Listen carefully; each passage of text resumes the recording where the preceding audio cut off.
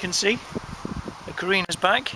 I managed to get around to the lockup where it's stored and dragged it around, which is quite dubious because it's got no brakes at all, so I had to drive it basically with just the handbrake. It's an automatic, so pretty easy. So the plan is, I'm actually going to jack up the back end, see which pipes actual brakes are actually leaking from, replace that section of pipe, service all the brakes, and replace the fluid, bleed all the brakes, and hopefully that should fix it. So I think that's really the last big problem. The only other problem I have actually got with it is this electric window on this driver's side has stopped working. So it's just the switch. I think all the other windows are fine. It just seems to be just this one switch. So I'm going to whip this panel off, have a look at that as well, see if I can fix that, and give it another wash because it's been in that lockup and it's not exactly the best lockup in the world. So it's covered in dirt and stuff again. Plus I've got to get wiper blades, musket wiper blades, because these are completely knackered. So that's something else I've got to do. And also I've got to paint the wheel trims. Got those in the garage ready to go, so I'm going to sand all those down, paint all those up. I'll show you how to do that in another video. But other than that, pretty much done. I'll have a look at the exhaust as well. It started first time, which is really impressed. I disconnected the batteries. It's been stood for nearly 4 months again. Turned over straight away, started up, perfect. But you can't really go wrong with a Toyota engine. Fantastic little engines. Oh, I also want to, from last time, when I cleaned all the engine up, I think I'm going to whack a bit of paint on the block there, just to tidy that up a bit, get rid of the cobwebs again. And I'm going to paint the heat shield, so if I can see if I can get that off. If I can't actually physically get that off, so it looks like a stud's actually broken there, I'll mask it up and paint it in situ. I think it might be easier. But yeah, not bad at all. Yeah, I'm going to check all the fluids again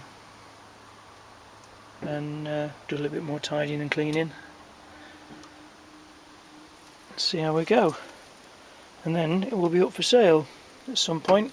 I want to change all these bolts here as well.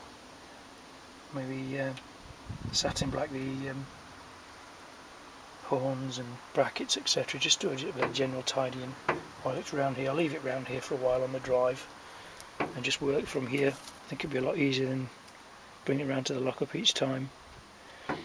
So what I'm going to do now is going to get the jack out and get the back end up and have a look underneath.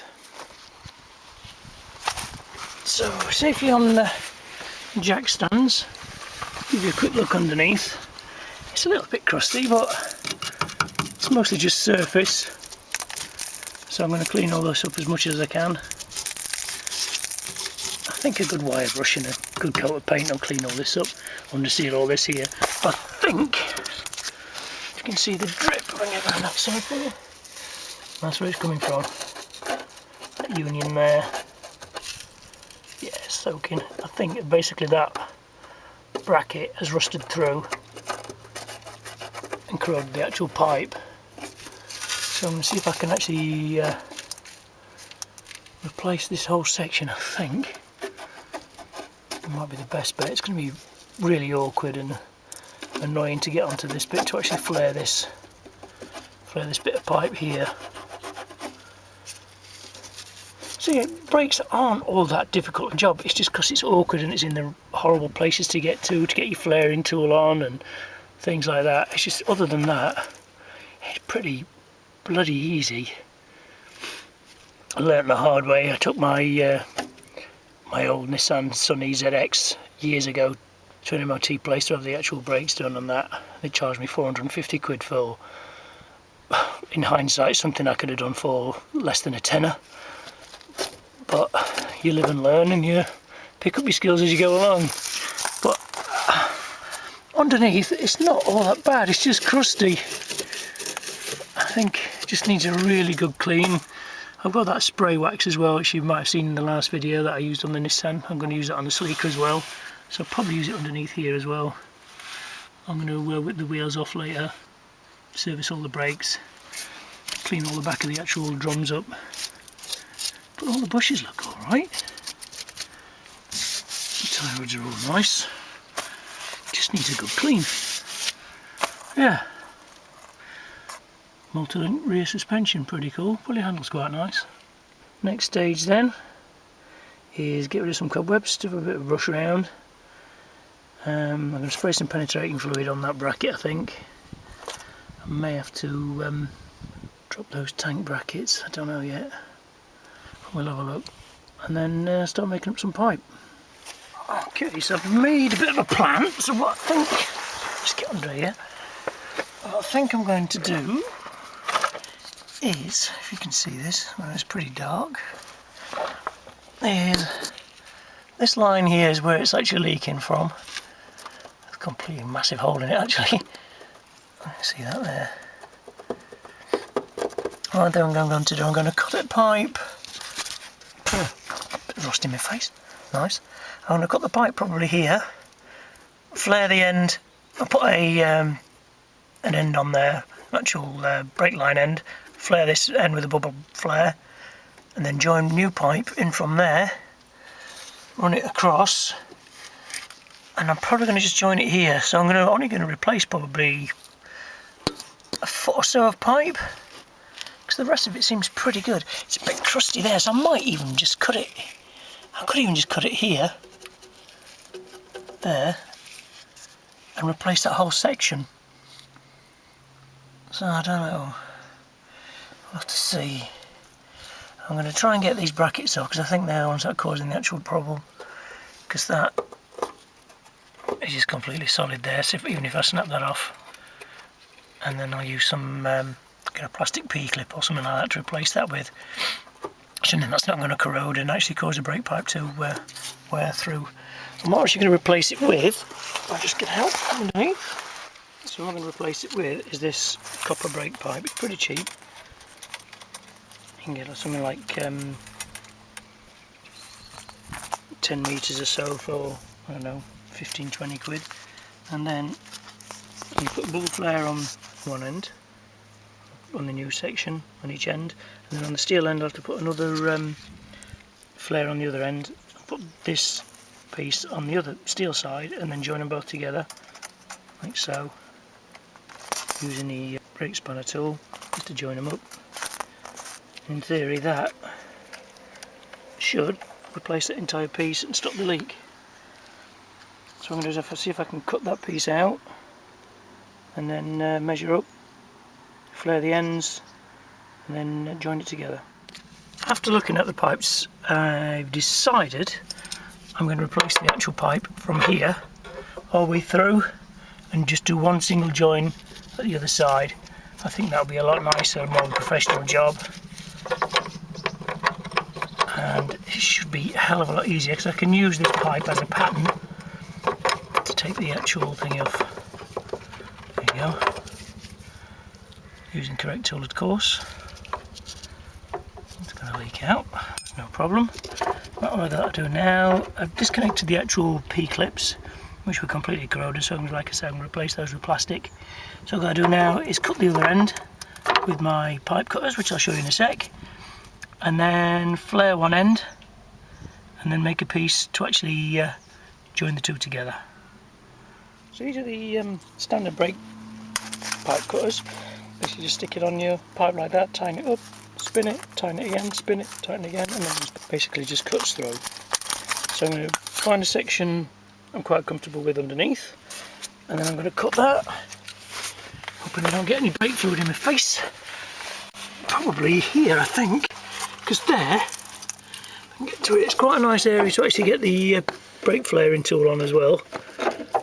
So I think I'm going to cut that, and then I'll replace that section from there to the actual rear drum. So there we have the offending piece. As you can see, it's pretty corroded. It's got a big hole in there. So it was leaking from just there. You can see that. Just zoom in.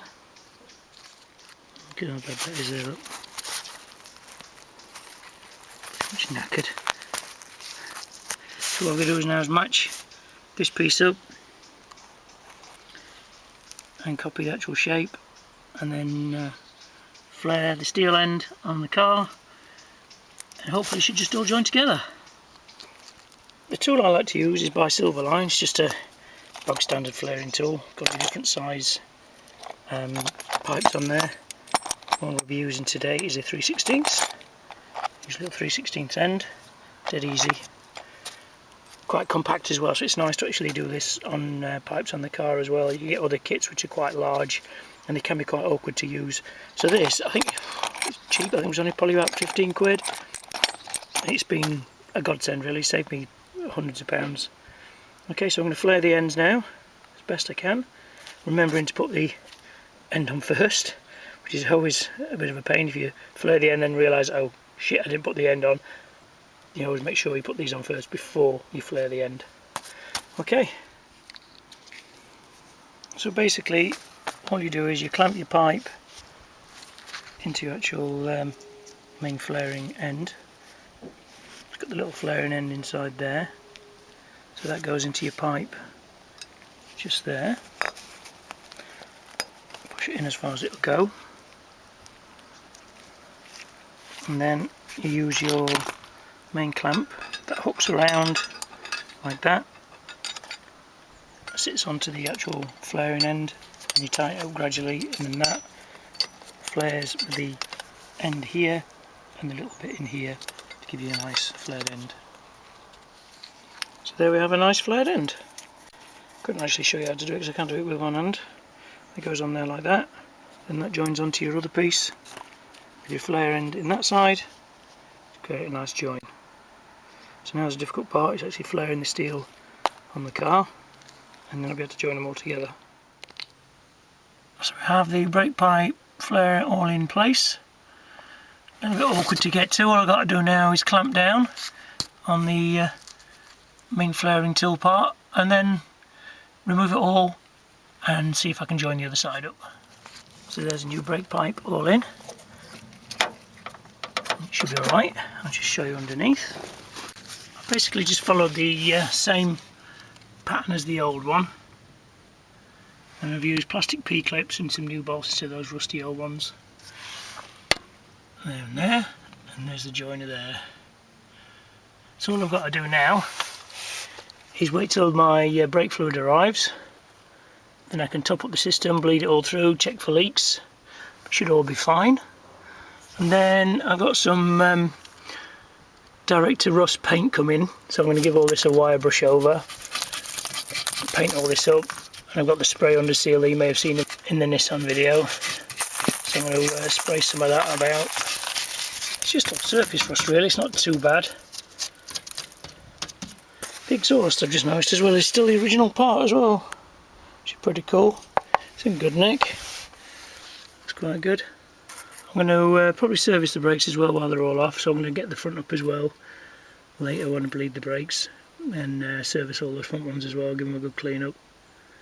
I had to release them when I actually got out of the barn anyway, so I'm just going to clean it all over again, check all the seals, etc. So I'm just going to wait for the brake fluid then, and then we'll carry on. Also, while this is off, I'm going to have a good clean around under the arches, especially here.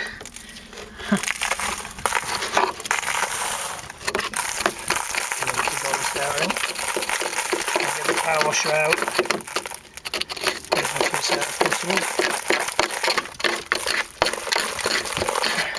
This is why, in my opinion, car washers are no good. So you can't get under here, this can only be done by hand.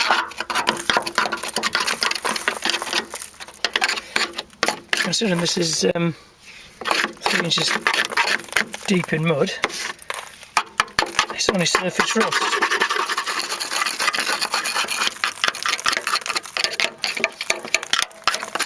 Anyway, I digress. Waiting for the brake fluid, like I said, and the paint, and then I can crack on and do the rest.